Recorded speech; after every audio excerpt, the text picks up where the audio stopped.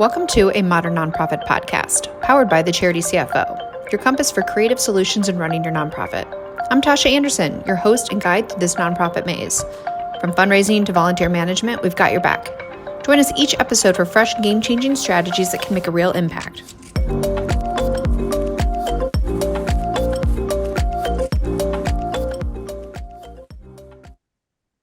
Hey friends, welcome back to another episode of a Modern Nonprofit podcast. I'm Tosha Anderson, your host, and today I brought along my new friend, Dr. Krystal White. Krystal, you have done many things, and we're going to dive into that. But first and foremost, you're the founder of the Executive Shaman, and you are also a founder of a nonprofit organization, Free Leadership, among other things that we'll dive into. But today, I'm especially excited about this conversation because what we're going to talk about is what it's really like to start a nonprofit from scratch.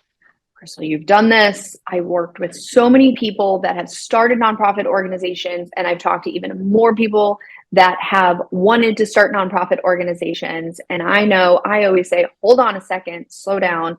Let's really think this through. Let me tell you about the good, bad, and ugly that I've seen over the last 20-ish years that I've been working in this space. So as soon as, we got connected and I heard about this idea for a podcast, I know there's so many people that think this is an amazing idea. Let's move forward. But there's some things that we need to think about first. And that's why you are here to share a little bit more about that. So first, thank you for being willing to come on and share some of your experience with us.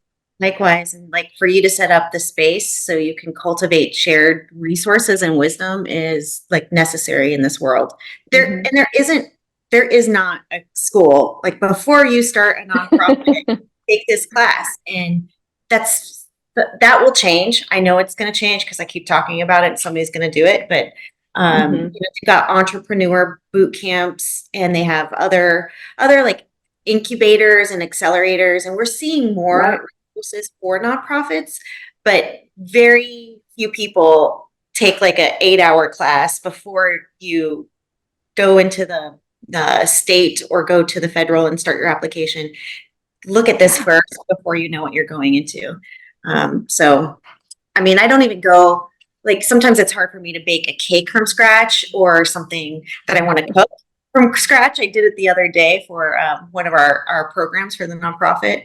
It was National Pound Cake Day on Monday, and I decided to do it from scratch, and I regretted it and was moaning about it for the 3 hours it took me. And I'm pretty sure that nobody would have noticed if it was a box. Absolutely. And starting a nonprofit is obviously way more complicated than that. Right. So what made you, what struck something in you that decided you wanted to start this? Or what have you, when talking to other people, what have you learned that makes them want to start it, in your opinion? Well, really, it's the desire, right? A lot of people have their heart broken by some type of issue or some type of need that they see in the community. And really, sometimes I'm a psychologist, so I always think about how people think about things and then how their actions impact. I'm a leadership psychologist. So it's how you lead your life impacts those around you, period, end of sentence. That's a fact. And so lots of nonprofits, people who want to start it, they have a desire and they want to have a positive impact on themselves and others. So I think that's really first and foremost. The second thing too is I think they think that nobody else can do it except for them, right? It's a personal thing. Sure. And it's very similar to what we see in entrepreneurs. It's I have this idea, I want to create something. And so it's a very personal, creative call of your spirit. I think that's most of them. And then also, to be honest, I do think that lots of entrepreneurs, including social enterprise, which nonprofits sometimes fall into, sometimes don't. I do think a lot of people who decide to start some business on their own have some negative experience in their own organizations or for other people, and they decide to exit it and do it on their own. So they kind of come into that culture with not so great of an experience in their past, right? Their past work life. So I think those are the three reasons. What do you think? Like why people I mean, start? I think you've nailed it. I could speak from my own experience. I think you've nailed it on all of those points. I think so many people, think about starting nonprofits. And I always ask the question, do you find that programming exists elsewhere? And there's always something kind of differentiating to your point that, yes, there are maybe solutions for education in some spaces, but it's missing this. Or, yes, there are groups that support patients with cancer, for example, but it's missing that, right? Or, but I had my own personal experience and it was missing this element of it. And how can I create that solution for other people? And I completely agree with you that there's a lot of overlap between why people start businesses, whether it's from a for-profit or a nonprofit side. And in fact, that's one of the questions that I ask people when they reach out to me. Hey, I have this idea or this kind of calling or this nudge or like this inner restlessness that I need to create this. And I always ask them, in a more technical sense, like, but why a nonprofit? Like, why do you want to do that in this format rather than like in another form? In speaking legal forms, right? Which Yeah. we can kind of talk more into like what it takes to actually start a nonprofit. But that's really what I encourage people to really think about, the ramifications of creating it as a nonprofit organization, because there's, we were talking a little bit before we hit record on just how people are choosing to live their lives and the direction that they're going in. And I think, I don't know, maybe now more than ever, people have felt more free to go down this path or that path or pivot in a way or create hobbies or side gigs or, additional businesses or other ways to either earn money or fill a need, right? Yeah, Within yeah, their lives. right. And, hopefully both. And that's what we're seeing is more and more people want to monetize something that feels like there is a social mission. And this is where education actually comes in because that's called social enterprise when you want to monetize something with a social mission. And that's not necessarily like a nonprofit. And now 14 months after I started my nonprofit at this, like we started in January of 23 now. And at the same time, I was mentoring as a business mentor to a social enterprise accelerator. And I did decide to go the nonprofit route in terms of a 501(c) instead of just another business. And I, after 9-10 months of working with the IRS and that whole process we did win 501(c). But if we wouldn't have, we would have just shifted the exact same model in a for-profit business. And so I think it's really helpful that people only think their option is a nonprofit 501(c), and they're primarily going to be generating funds based on donations and grants and people giving them money. And so, it's great I think we are going to see more people starting social enterprise, which has a social mission, but is a faster way to make money than the fundraiser, grant, donations route. It's a fast, my experience is it's a faster route to actually have a social enterprise under the for-profit arm than it is the nonprofit. With all of its, it actually has more regulations and rules and like things you have to check the box off than a for-profit business. So, that's like people don't know that when they're getting into it. If you want more rules and regulations and things you have to follow, then go the nonprofit route business wise. I want to throw in there too, sometimes people are confused. I own an accounting firm called the Charity CFO, and based on the name, sometimes people make assumptions it's a nonprofit. I work with nonprofits, but it definitely is a for-profit business. And I get asked occasionally, why I decided to go that route. And I tell this to people that are kind of aspiring founders of nonprofits and want to, it's like, really, how much autonomy do you want to have within that organization?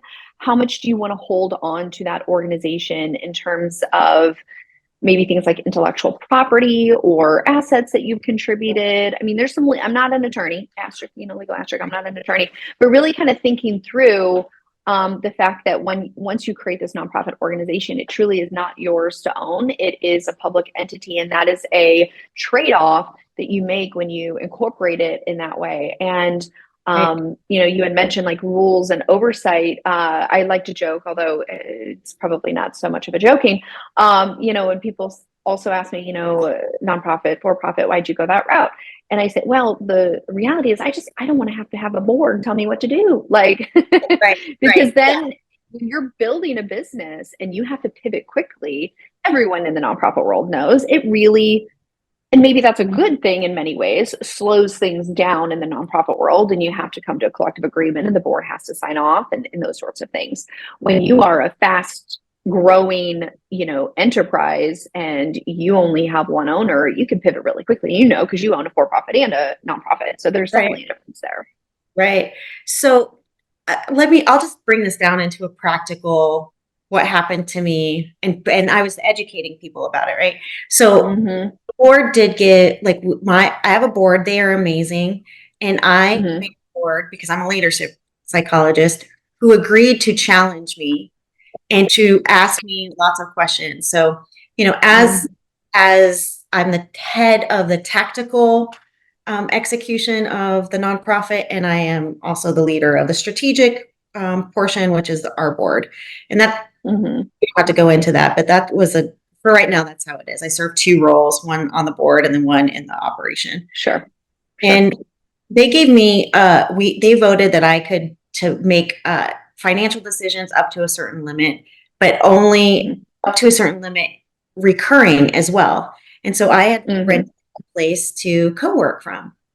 And I hit my limit, that financial limit that the board agreed on. And I could not renew my lease for the next month because my board meeting wasn't scheduled for another half. And when you have 5, 6 people on your board that are really high quality, in it for real, like I have a real board that they really vote on, they really care. We have a lot of, we have agenda a month ahead. I could not renew my lease. In this case, it's fine because literally I wasn't using the office space as much as I needed to, but I had explained that to the co-working space that I had a really good relationship with. I had to explain it to the people that were used to meeting me in that space.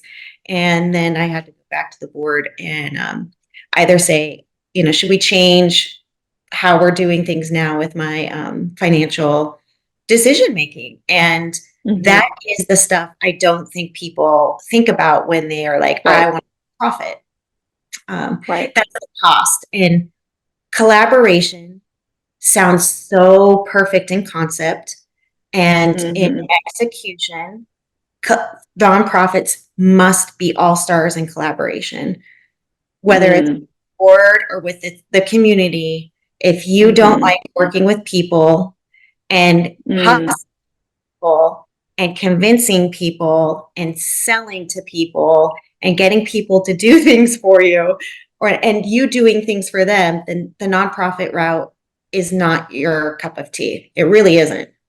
And you can still do your business in a way that serves a social mission, and you can get sponsorships, and you can get you can do all that. So that was one thing. Absolutely. I don't know if that's a good example, but I love that.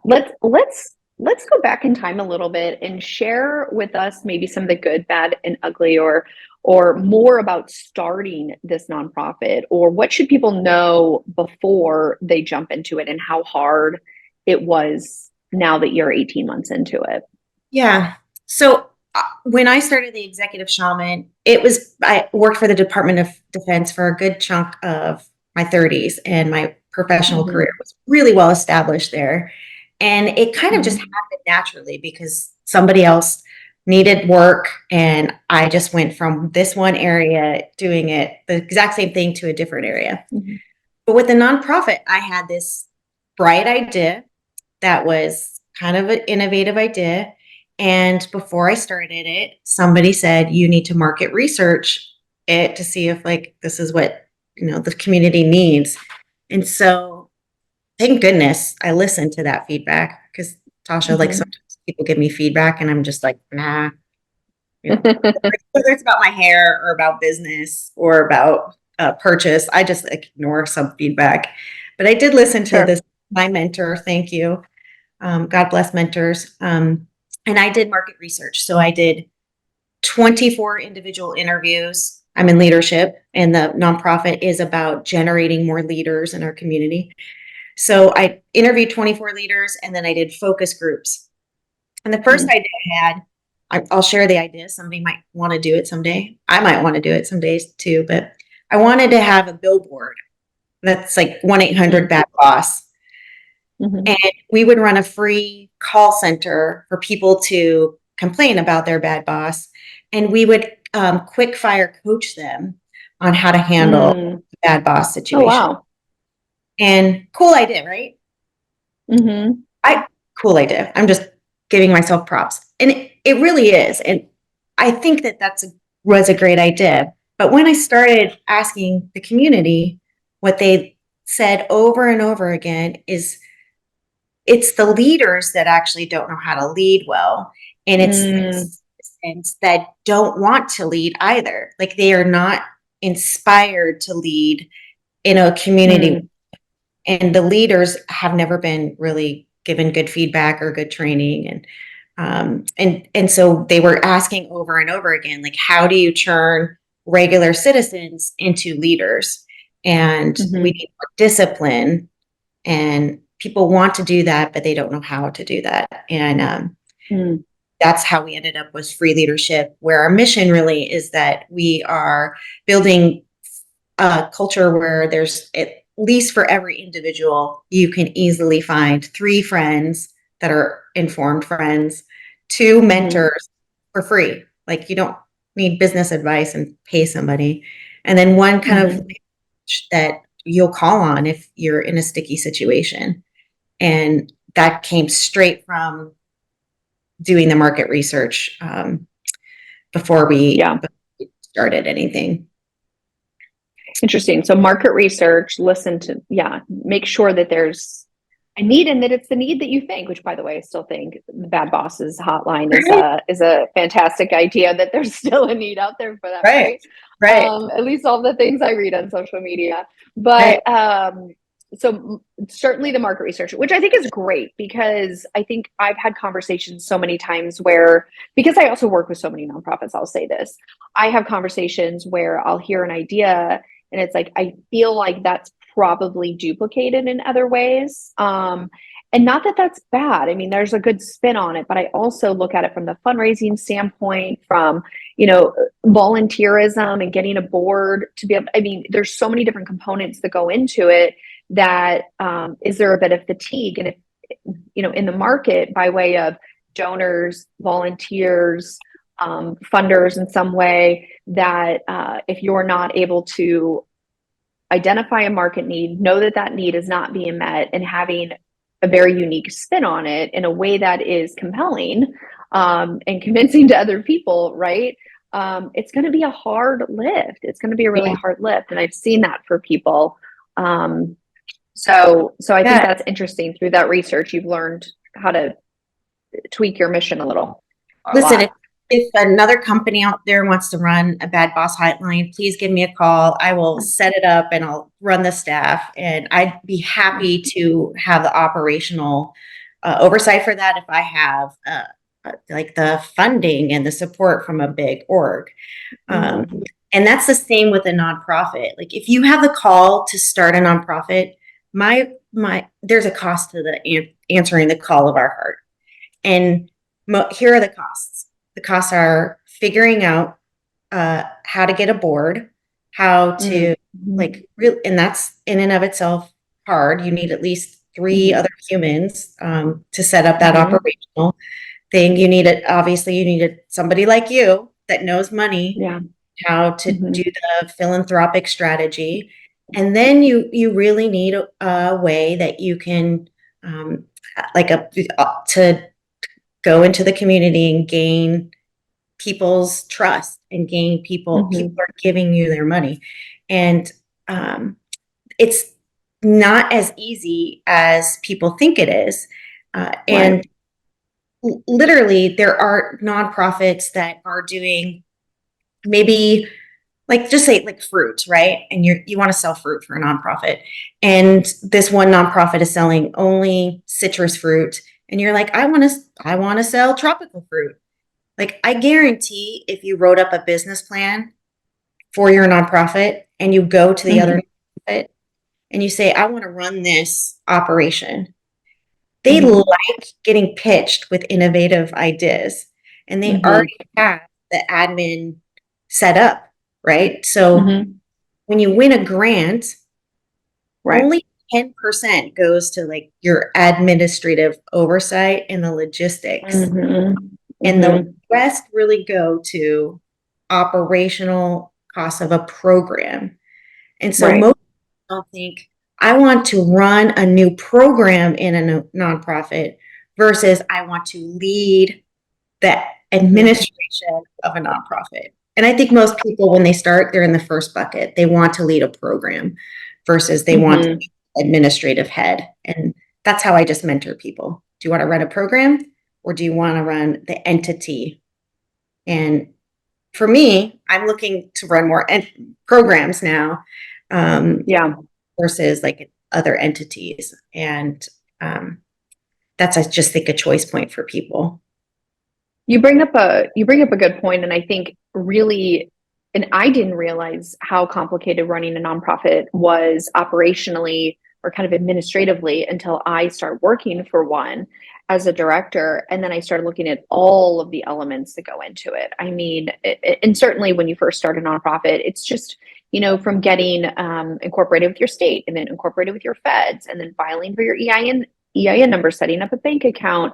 To your point, finding some of these professionals, whether it's a lawyer or an accountant or somebody to help you. And what you mentioned, that 10%, if you're lucky, that's going to go towards administrative support. The challenge is 10% of your first, round of funding or as you're ramping up is not significant enough to build out the infrastructure you need, which brings me, I think, kind of to my next point. The founder typically bears a lot of that responsibility. And I've seen so many times where founders invest a lot of their own personal money because where they're at and where they need to be in order to run the program or scale the program, there's all this like administrative infrastructure support that needs to be seeded.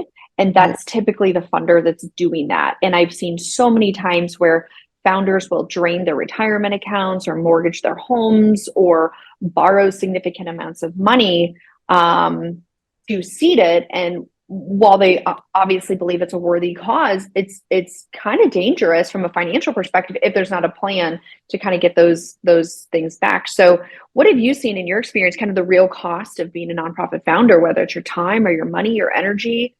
What does that really look like initially? I have yet to get paid for our board meetings, right? So I just want to say, any meetings you have, your time, you are volunteering your time. And of course, people on my board are volunteering their time. And then you're volunteering your talent, right? So if I'm volunteering my talent right now, I'm the head program leader of our Spirit initiative, which is to Mindful Men, a leadership group for men.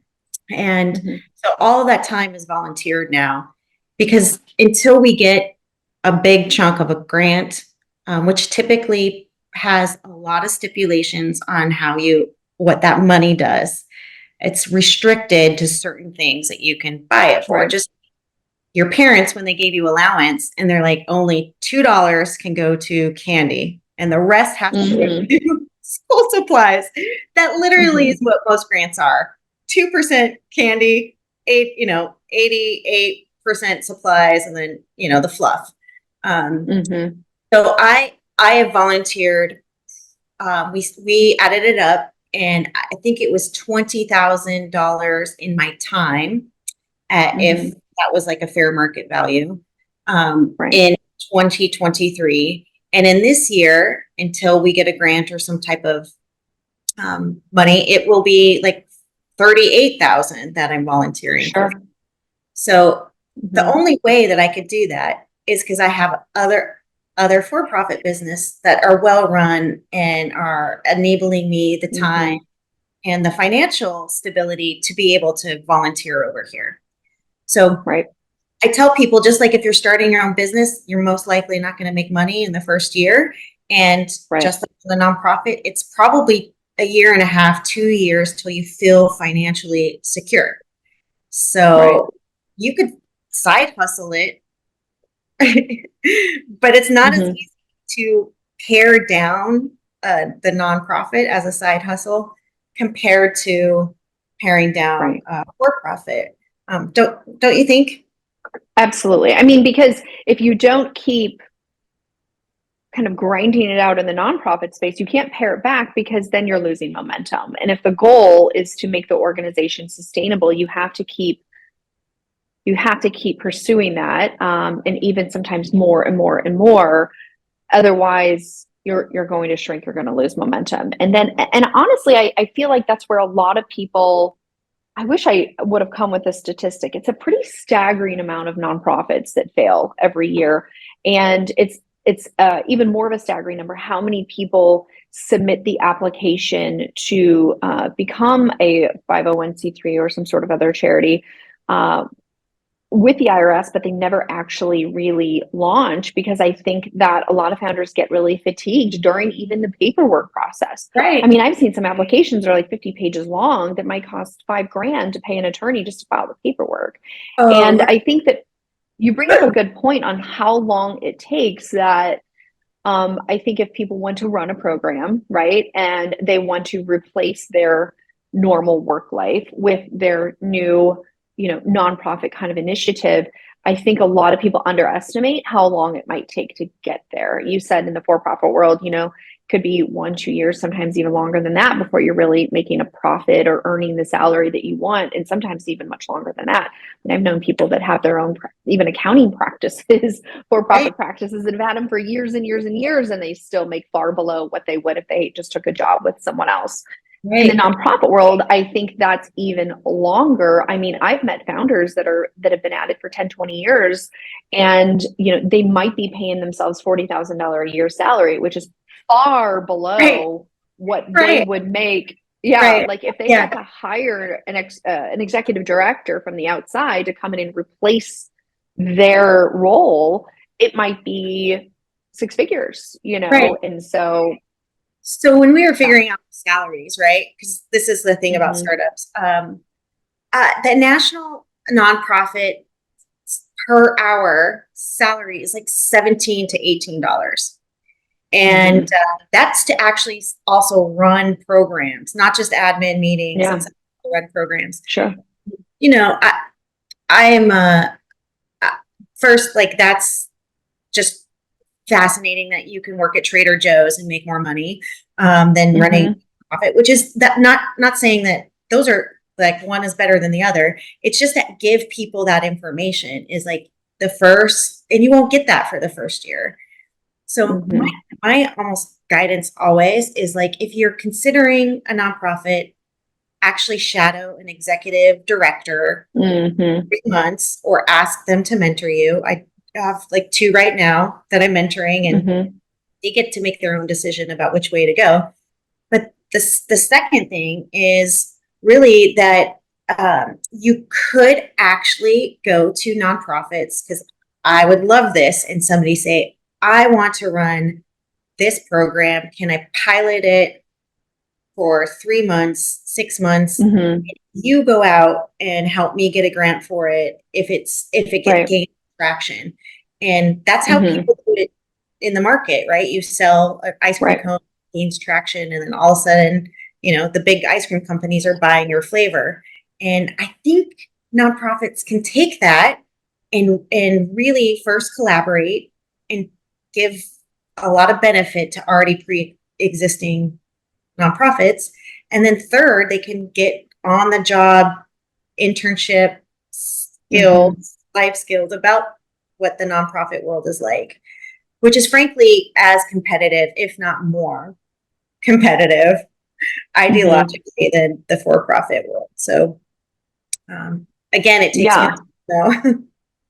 More time than you think. And I've seen that with founders that have been at it for, 5, 6 years, and hey, I've still been doing this full time, this is how I pay my bills kind of thing. When am I going to be able to transition over? Or which, I think is something to think about when you're looking to create a nonprofit. If you are not able to split your time, maybe you have small children, or you have, aging parents, or you have other commitments in your life, or truly essentially working a full-time, whatever that might look like, plus running a nonprofit is not sustainable. I always encourage people that I talk to really think about and set a goal for, when you're either going to be able to replace your job with your nonprofit, or maybe you don't actually have an interest in running the nonprofit. Maybe your interest really is just the programmatic side, and maybe that's, your professional expertise, and you really just want to participate in that. So your plan is to hire kind of an executive director. I've seen that with founders too.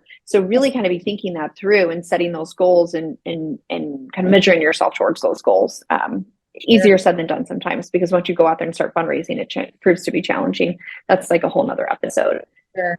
So I think it's cool in future if we think about, like, there are more people who are joining forces with pre-existing ones, and then they're innovating, because there are tons of old nonprofits that need to innovate. And instead of the young, awesome, like full of energy people coming and innovating those old structures, they're just creating their new ones. And then they're burning themselves out in the process. So it's any kind of industry you could think of for a nonprofit, they are hungry for talent and they are hungry for innovation. And I think it is cold calling those people and like pitching. Really, no matter what, in a nonprofit, you have to learn how to pitch. And so I think it would be inspiring if we saw more mergers in the nonprofit world instead of just ones dissolving and new ones coming up. Yeah, and you mentioned something too, getting involved with organizations and cold calling too. And I also recommend volunteering. If there is a mission that's really near and dear to you, consider doing some research in your community. What organizations serve similar populations? Start volunteering at those organizations. See if they have elements of what you're looking for. And to your point, bring some of that ingenuity, or, great ideas, or, hey, we could go from here to here, and this is some ideas I have, and pitch that, to your point, with the leadership once you've had a chance to really kind of immerse yourself in the program and see if that's a value add. So I love that. Yeah. I've seen so many founders. Oh, go ahead. Yeah, no, we need volunteers. Like, free leadership needs volunteers. I have one of my good friends, Cameron, he runs a food truck that takes sustainable food waste and repurposes it. He needs volunteers. Like, I can name 5 areas that we need help in right now.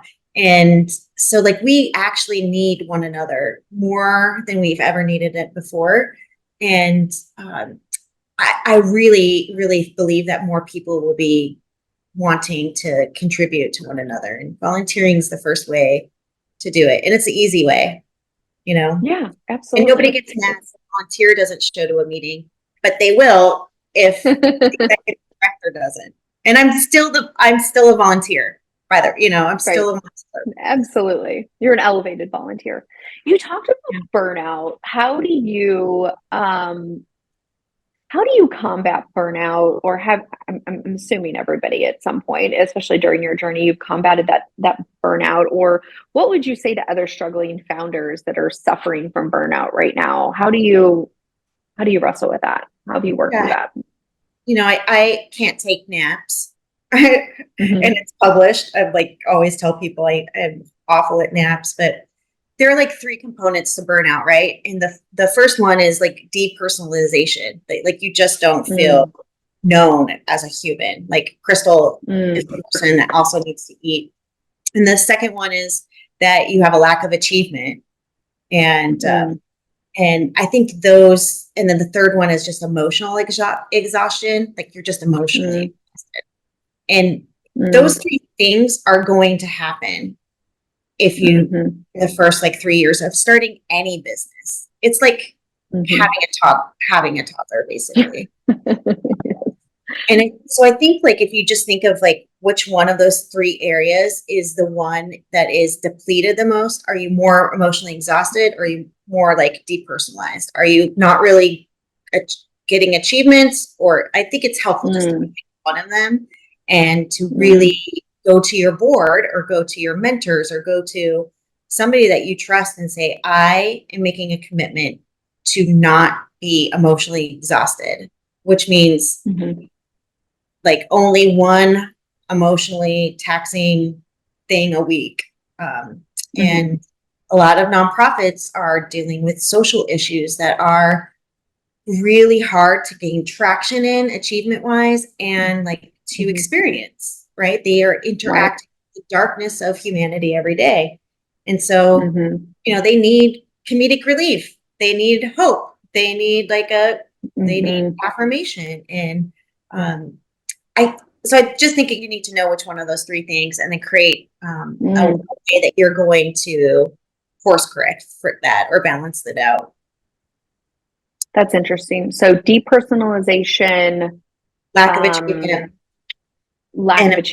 and just and sometimes you don't know, right? So I love your idea of just picking one because and maybe focus on that and run with that for a minute. And then if that's not working, maybe pivot to the next one. Maybe that's the sticking point.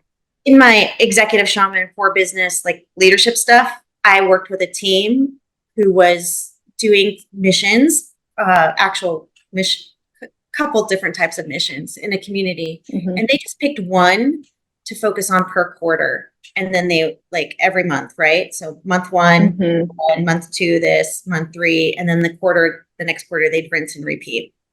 And so it is helpful, like if you have a team to say, this month we are combating emotional exhaustion. And that way you really can focus on it for 1 month. And of course, you know, we all are work in progress, but any collaborative solution is the ones that are going to be the most sustainable. I love that. And we have board members that listen to this podcast. I'm curious, if you are a board member and you are working with founders or executive directors that are seemingly suffering from this burnout or just fatigue, or, you know, what advice or support or gifts or acknowledgement, or what can they do to better support these people that are trying to fight the good fight and doing all of this work? Yeah, that's such a beautiful question. I think first, like our dynamics, our characteristics and our like preferences really kind of lend ourselves to be a person that helps people get achievements. And then might be a person that helps people feel good and like can boost up their morale and input emotional awesomeness into them. And then you might be the person that is like really cares about the individual executive director and the program lead. So I think it's really helpful for us to know our role and what we're good at. And then to think like, okay, I'm not really good at the business aspects of getting results and traction. So that might be Bob, and Bob would be that. And I am the one that is ensuring that people are taken care of. Their emotional bank account is high. And so I think it's helpful to have a diversified board that has different like roles that they play. And you publish that, right? Like I'm good at this, and this person's good at this, and that way the board really knows how to make a contribution as well. And what I find is like oftentimes people want to make a contribution, but they're not scoped, and then the leader doesn't know how to scope them either. And so it's kind of just nature takes over, and it's not as having clear lanes of ways that you can be of human service to one another. You said something interesting and probably even unintentional that I have never really thought of, you know, when you're a board member, having the responsibility that you need to support the founder and identify, or the executive director if it's an already established, you know, and really doing some soul searching and figuring out in what ways, what gifts do you have, and how do you lend that support, not just with your technical background, because that might be one reason why you're on the board, but also just from a personality and a support standpoint. And I think sometimes I've served on many boards, I've worked with many boards, and I've worked with many, many executive directors and founders. And I definitely don't think that's a kind of a spoken expectation or even an unspoken expectation that a lot of people have realized. And I will say, even I'm probably guilty of that too, because oftentimes, especially if you're working with a larger nonprofit with a larger board, the executive director or the CEO might be working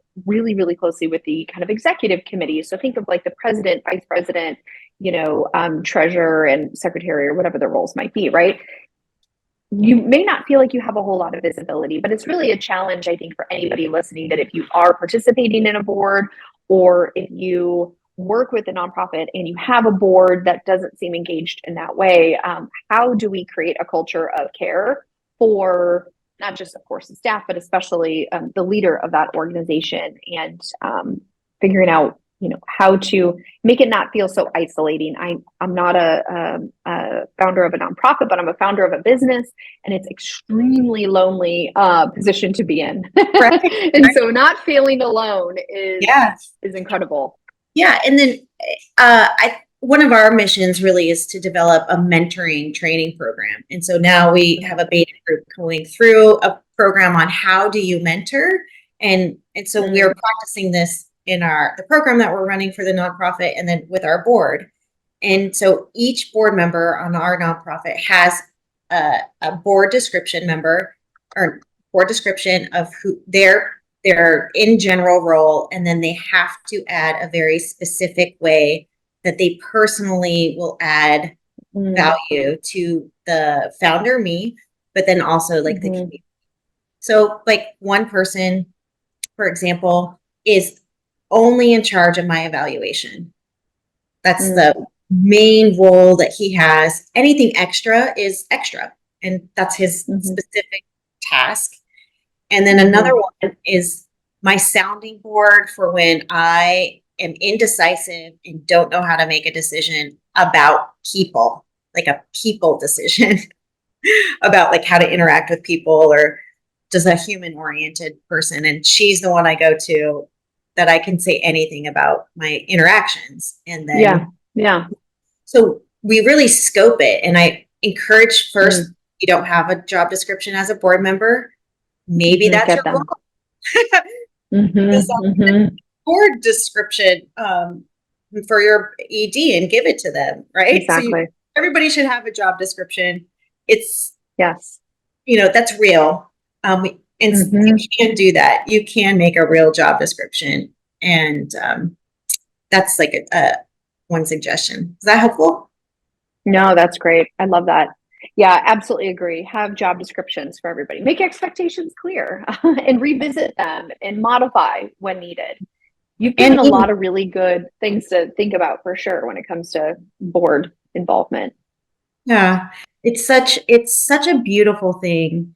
And also, I don't know if a lot of people really ever feel awesome when they're collaborating in meetings, whether it's in the corporate world, or whether it's in small businesses, or whether it's on a board.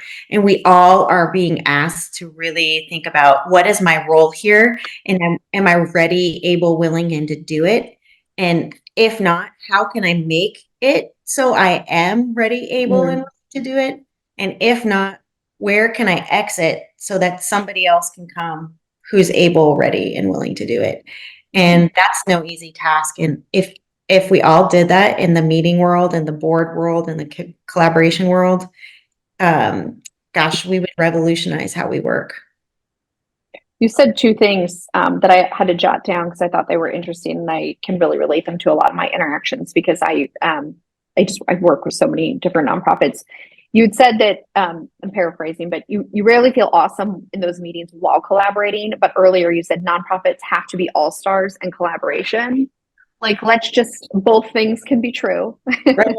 And let's normalize that it's not going to always feel comfortable. It's not always going to feel good, but yet based on the work that we do, we have to be all stars in that collaboration. That's really the only way we can be successful, whether it's with our community partners, with our staff, with our volunteers, with our board. I mean, all of the ways in which we have to collaborate, and it's really just endless. And so thank you for saying that and validating that it's not comfortable or it's frustrating at times, but it's necessary. So, Yeah. where we go with that, I don't know, but that's just something to know. Right. Well, we do have a good playbook for what all stars do. Like, and if you think of how all stars have to train, they have to give their blood, sweat, and tears. If you want to be an all star, you don't have another identity. That is your identity. And you're training all the time and you're messing up all the time. And you've got people telling you, like, this is not like work on this. And we don't get to just be all-star collaborators because we say we want to. We have to do the work and the actions that's required to maintain it. And that's what I think we forget, is that these aren't natural skills. We have to train for them. They require mindful and effective replication and consistency, and they require a team. You can't collaborate. You can't be an all-star collaborator and claim that on your own. Right. And be a single contributor in any way. Yeah. I love it's that. awesome, and worthy work. So if people are listening to this episode, you've shared so many great nuggets in this conversation, and you've mentioned your nonprofit free leadership, but then also you do a lot of coaching and kind of leadership work with your for-profit organization. If people wanted just to follow you or connect with you or reach out to you, what would be the best way that they can get connected? Yeah, so the nonprofit is Free Leadership, and at Free Leadership Inc. on Instagram. That's the easiest way you can kind of follow that mission and the public messaging of good mentoring and friendship skills and those things. On the for-profit side of the house, it's called the executiveshaman.com. Anybody can follow or reach out to me. It's Krystal my name's Krystal with a K at the executiveshaman.com is my email. Of course, reach out to me is the best way. And you can find me on the website. And and that's the easiest, most fascinating way, is for people to reach out personally. I do respond to personal messages, and it matters, like having a human. And I'm still in old school that way, where reach out to me. I will, it might not be quick, but I will answer. And if I don't answer, there's some technology issue. So try again. Yeah. Send again. Yes. This has been so great. I love these conversations with real leaders of nonprofits that are sharing their real experiences, the good, the bad, all of the things that, I always love. Yeah.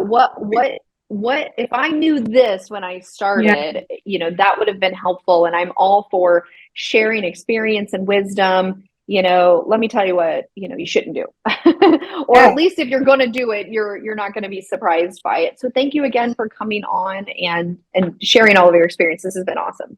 Likewise. Thank you for hosting it. I really, truly believe that you are helping others and equipping others with the information that otherwise, they just be floating around and trying to figure it out all on their own. It's really helpful. Well, thank you.